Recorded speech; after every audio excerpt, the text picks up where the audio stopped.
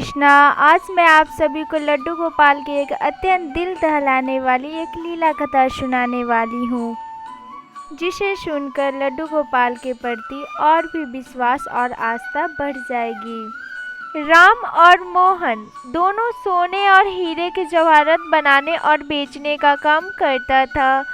उसकी दुकान से बने हुए गहने दूर दूर तक मशहूर थे। लोग दूसरे शहर से भी राम और मोहन की दुकान में गहने लेने और बनवाने आते थे। चाहे हाथों का कंगन हो, चाहे गले का हार हो, चाहे कानों का कुंडल हो, उसमें हीरे और सोने की इतनी सुंदर मीनाकारी होती थी कि लोग देखते ही रह जाते थे।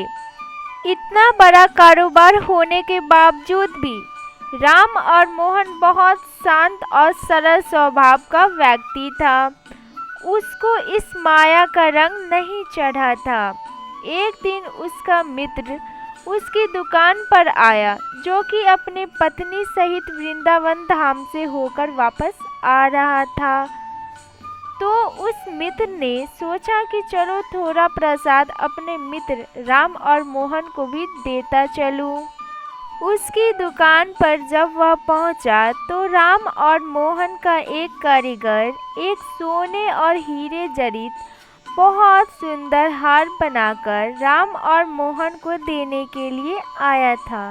राम और मोहन उस हार को देखते ही रह गया था कि उसका मित्र उसकी दुकान पर पहुंचा। राम और मोहन का मित्र अपने साथ वृंदावन से एक बहुत सुंदर लड्डू गोपाल, जिनका स्वरूप अत्यंत मनमोहक था, साथ लेकर आया था। जब उसका मित्र दुकान पर बैठा तो उसकी गोद में लड्डू गोपाल जी विराजमान थे। राम और मोहन लड्डू गोपाल जी के मनमोहक रूप को देखकर अत्यंत आनंदित हुआ। उसके अपने हाथों में पकड़े हुए हार उस लड्डू गोपाल के गले में पहना दिया और अपने मित्र को कहने लगा कि देखो तो सही, हार की शोभा लड्डू गोपाल के गले में पहनने से कितनी बढ़ गई है। उसका मित्र राम मोहन आपस में बातें करने लगे। बातों ही बातों में उसका मित्र लड्डू गोपाल को हार सहित लेकर चला गया। दोनों को ही पता नहीं चला कि हार लड्डू गोपाल के गले में ही रह गया। राम और मोहन का मित्र अपनी पत्नी सहित टैक्सी में रवाना होकर अपने घर चले गए। जब वह टैक्सी से उतरे तो भूलवश लड्डू गोपाल जी उसकी टैक्सी में ही रह गए। टैक्सी वाला एक गरीब आदमी था, जिसका नाम बाबू था, जो कि दूसरे शहर से यहाँ अपने परिवार के पालन पोषण करने के लिए टैक्सी चलाता था और वह टैक्सी लेकर काफ़ी आगे पहुँच चुका था। आज उसको अपने घर जाना था, जो कि दूसरे शहर में पड़ता था।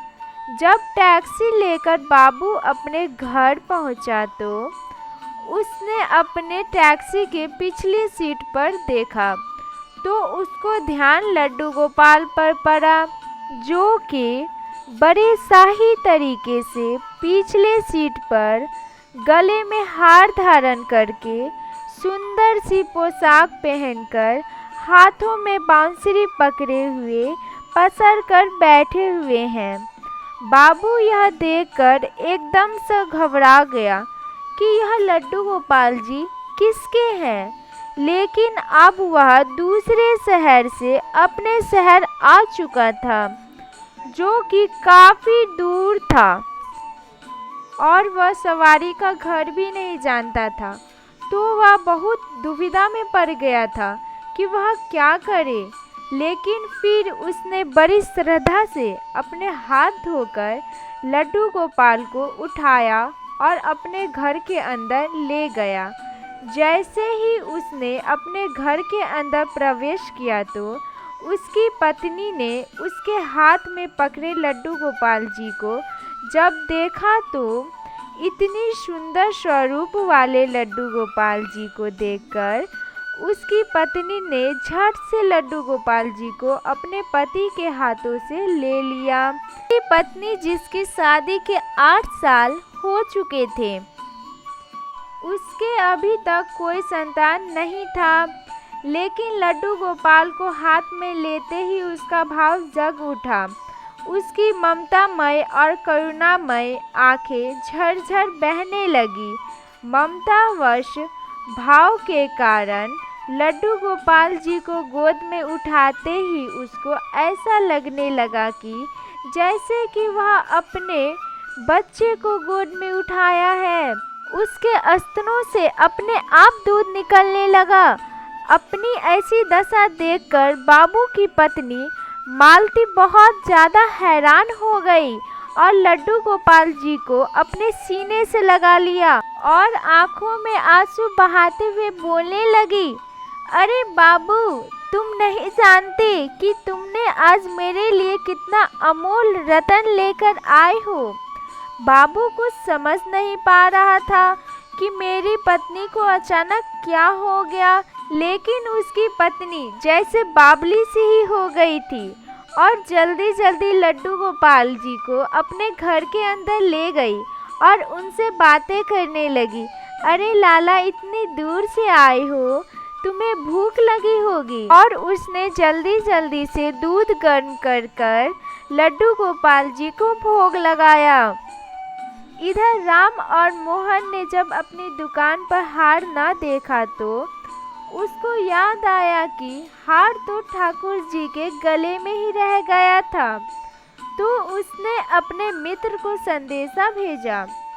तो मित्र ने आगे से जवाब दिया कि अरे मित्र, वह माखन चोर और चित्र चोर हार सहित खुद ही चोरी हो गया।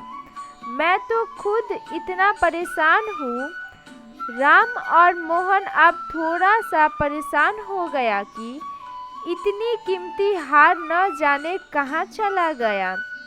मुझे तो लाखों का नुकसान हो गया। लेकिन अपने सरल स्वभाव के कारण उसने अपने मित्र से कुछ नहीं कहा और अपने मन में ही सोचने लगा कि कोई बात नहीं, मेरा दिया हुआ हार ठाकुर जी के अंग में ही लगा है ना। अगर मेरी भाव सच्ची होगी तो ठाकुर जी उन्हें पहने रहेंगे। उधर बाबू और उनकी पत्नी मालती दिन रात ठाकुर जी की सेवा करते। अब तो मालती और बाबू को लड्डू गोपाल जी को अपने बेटे जैसा ही लगने लगा। लड्डू गोपाल जी की कृपा से अब मालती के घर में एक बहुत सुंदर बेटी ने जन्म लिया। इस सब बातों का श्रेय वह लड्डू गोपाल जी को देते हैं कि यह हमारा बेटा है। अब तो हमारे घर में बेटी भी हो गई है। अब हमारा पूरा परिवार हो गया है।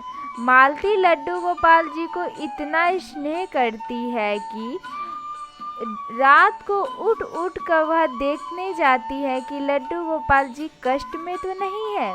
से ही एक दिन राम और मोहन व्यापार के सिलसिले में दूसरे शहर आना पड़ा, जहाँ पर बाबू रहता था। लेकिन दुर्भाग्यवश जब वह उस शहर में पहुंचा तो अचानक से इतनी बारिश शुरू हो गई कि राम और मोहन को जहां पहुंचना था वहां वह नहीं पहुंच पाया। और तब वहां बाबूजी अपने टैक्सी लेकर आ गया। उसने परेशान राम और मोहन को पूछा, आप यहाँ क्यों खड़े हो? बारिश तो रुकने वाली नहीं है और सारे शहर में पानी भरा हुआ है।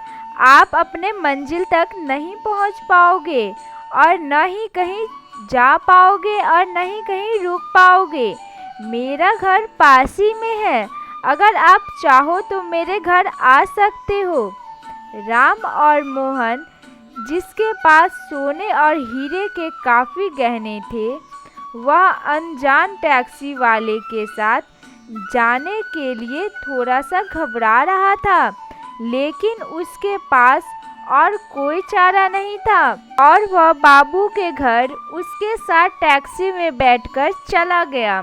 घर पहुंचते ही बाबू ने मिताली को आवाज़ दी कि आज हमारे घर मेहमान आए हैं, उसके लिए खाना बनाओ। राम और मोहन ने देखा कि बाबू का घर छोटा सा ही है। घर में अजीब तरह का इत्र की सुगंध आ रही थी जो कि उसके हृदय को आनंदित कर रहा था। जब मालती ने उसको भोजन परोसा तो राम और मोहन को उसमें अमृत जैसा स्वाद आ रहा था। उसका ध्यान बार बार उस दिशा की तरफ जा रहा था जहाँ पर ठाकुर जी विराजमान थे। वहाँ से उसको एक अजीब सी तरह का प्रकाश नजर आ रहा था। तो हार कर राम और मोहन ने बाबू को पूछा कि अगर आपको कोई इतराज ना हो तो क्या आप बता सकते हो कि उस दिशा में क्या रखा है? मेरा ध्यान उसकी तरफ आकर्षित हो रहा है। तो बाबू और मितारी ने एक दूसरे की तरफ मुस्कुराते हुए कहा कि वहाँ उस पर हमारे घर के सबसे अहम सदस्य लड्डू गोपाल जी विराजमान हैं। तो राम और मोहन ने कहा कि क्या मैं उनका दर्शन कर सकता हूँ? तो मिताली उसको उस कोने में लेकर चली गई जहाँ पर लड्डू गोपाल जी विराजमान थे। राम और मोहन लड्डू गोपाल जी को और उनके गले में पड़े हार को देखकर दोनों आपस में विचारने लगे, ये तो वही लड्डू गोपाल है और यह तो वही हार है जो मैंने अपने मित्र के लड्डू गोपाल जी को डाला था। राम और मोहन ने पूछा, तुम यह लड्डू गोपाल कहाँ से लाए हो? बाबू के मन में कोई छल कपट नहीं था। उसने राम और मोहन को सारी बात बता दी, कैसे उसको सौभाग्य से लड्डू गोपाल जी मिले और उसके घर में आने से हमारा क्या दुर्भाग्य सौभाग्य में बदल गया। तो राम और मोहन ने कहा, क्या तुम जानते हो कि जो हार लड्डू गोपाल जी के गले में पड़ा है उसकी क्या कीमत है? बाबू और मिताली ने हाथ जोड़कर कहा, जो हमारे लड्डू गोपाल जी के अंग में लग गए हैं हम उसका मूल्य नहीं जानना चाहते और हमारे लाला के सामने किसी चीज किसी हार का कोई मूल्य नहीं है। तो राम और मोहन एकदम से चुप हो गए और उसने मन में सोचा कि चलो अच्छा है, मेरा हार लड्डू गोपाल जी अपने गले में लगाए हुए हैं। अगले दिन जब वह चलने को तैयार हुआ और बाबू उसको टैक्सी में लेकर उसके मंजिल तक पहुंचाने लगा, जब राम और मोहन टैक्सी से उतरा और जाने लगा तभी बाबू ने उसको आवाज़ लगाई, जरा रुको, यहाँ आपका सामान हमारे टैक्सी में रह गया है। राम और मोहन ने कहा, मैंने तो वहाँ कुछ नहीं रखा। लेकिन बाबू ने कहा, यह बैग तो आपकी ही है। जब राम और मोहन ने उसको खोलकर देखा तो उसमें बहुत सारे पैसे थे। राम और मोहन एकदम से हक्का बक्का रह गया क्योंकि उन बैग में उतने ही पैसे थे जितने की उन हार की कीमत थी। तब दोनों कोई सोचने लगे, जब तक मैंने निश्चल भाव से ठाकुर जी को वह हार धारण करवाया था तब तक उन्होंने मेरा हार पहन रखा था। जैसे ही मैंने पैसे के बारे में उन्हें सुनाया, उन्होंने मेरा अभिमान तोड़ने के लिए मुझे पैसे ही दे दिए। वह ठाकुर जी से क्षमा मांगने लगा, लेकिन अब हो भी क्या सकता था। इसलिए हमारे प्यारे भक्तों, हमारे अंदर ऐसे भाव होने चाहिए जिसमें अहंकार कभी ना आए और ठाकुर जी जैसा चाहते हैं वैसा ही होता है। हम तो निमित्त मात्र है। जरा सोचिए, कौन उन्हें वृंदावन से लेकर आए और किनके घर वह विराजमान हुए। यह तो ठाकुर जी की बस एक लीला है। जिनके घर रहना है, जिनके घर वह सेवा लेना चाहते हैं, वह यह सब कुछ जानते हैं। हम लोग तो एक निमित्त मात्र है। बस हमारे भाव शुद्ध होने चाहिए। ठाकुर जी तो बड़े बड़े पकवान नहीं बल्कि भाव से खिलाए हुए एक छोटी सी चीज़ भी ग्रहण कर लेते हैं। बोलो लड्डू गोपाल जी की जय, बाके बिहारी जी की जय। राधे राधे।